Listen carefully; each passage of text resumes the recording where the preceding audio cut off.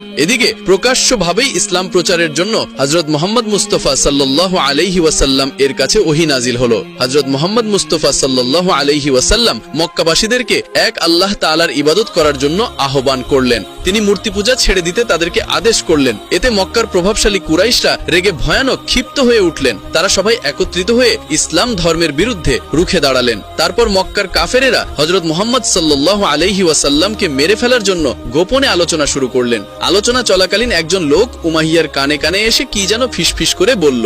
লোকটির কথা শুনেই উমাইয়া ভীষণ রেগে ফেটে পড়ল। রাগান্বিত হয়ে বলল, কি বললে তুমি? বেলাল ইসলাম ধর্ম গ্রহণ করেছে? তুমি কি সত্যি বলছো?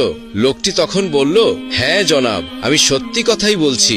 অবশ্যই বেলাল ইসলাম ধর্ম গ্রহণ করেছে। উমাইয়া বলল, তুমি কি নিজের চোখে দেখছো যে বেলাল মুহাম্মদের কাছে যায়?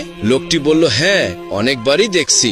তখন আবারও লোকটি বলল, এর চেয়ে একটা ভয়ানক দৃশ্য আমি দেখছি।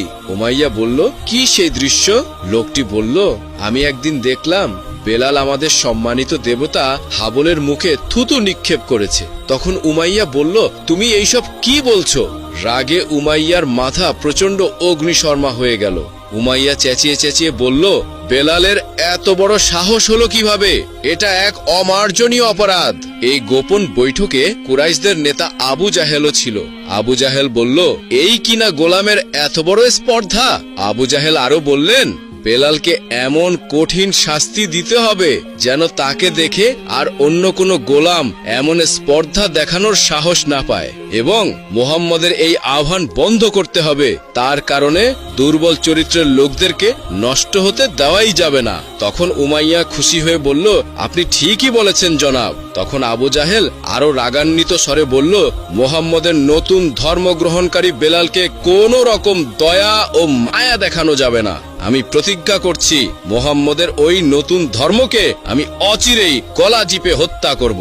তারপর উমাইয়া খুব রেগে হযরত বেলাল হাবশী রাদিয়াল্লাহু তাআলা আনহু এর ঘরে এসে শুনলেন হযরত বেলাল হাবশী রাদিয়াল্লাহু তাআলা আনহু কি যেন আবৃত্তি করেই যাচ্ছেন।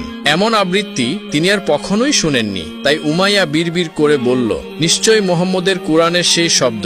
মুহাম্মদ আমাদের কেনা গোলামকে তার জাদুবিদ্যার মনমুগ্ধকর করে বশ করে ফেলছে। তখন উমাইয়া চিৎকার করে বলল, ওহে বেলাল, তুই কি করছিস? তখন হযরত বেলাল রাদিয়াল্লাহু তাআলা আনহু নম্র সুরে ধীরে ধীরে উত্তর দিলেন, আল্লাহর কালাম পড়ছি। তখন উমাইয়া বলল, আল্লাহর কালাম মানে? মনিবের কথা শুনে বেলাল হাবশী রাদিয়াল্লাহু তাআলা আনহু বললেন, আল্লাহ তাআলা পবিত্র কুরআন নাজিল করেছেন। তিনি তার বান্দাদের যেসব জ্ঞান দিয়েছেন এসব সেই জ্ঞানেরই কথা। তখন উমাইয়া চেঁচিয়ে বলল, যথেষ্ট হয়েছে।